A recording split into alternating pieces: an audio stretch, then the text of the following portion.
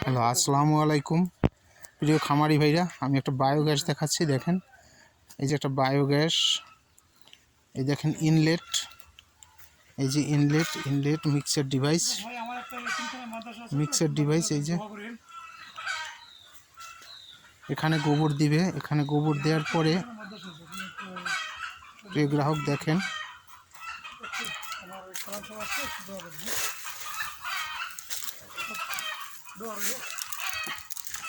এই যে দেখেন এখানে হলো ডোম, এই যে ডোম।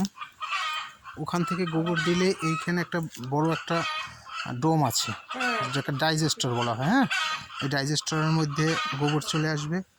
এই ডাইজেস্টর থেকে গোবর যাবে এই হাইড্রোলিকে। এটা একটা হাইড্রোলিক। এই হাইড্রোলিক থেকে দেখেন এই যে গোবর বের হয়েছে, এই যে সার। ওই একটা সার যে শুকাইছে, ওই দেখেন দেখেন অনেকে বলে যে সার শুকায় না। দেখেন আমি দেখাচ্ছি আপনাদেরকে, সারটা কি সুন্দর শুকাচ্ছে। এই সারটা নিয়ে জমিতে দিবে, মাছ চাষ করবে, ধান চাষ করবে, ঘাসের জমিতে দিবে। এই যে সার পড়ছে দেখেন,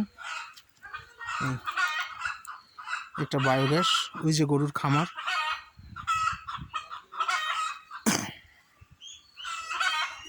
এটা বায়োগ্যাস করা অতি সহজ, খুব কম টাকায় একটা বায়োগ্যাস করা যায়। আপনারা বায়োগ্যাস করতে চাইলে আমার সাথে যোগাযোগ করবেন। ধন্যবাদ।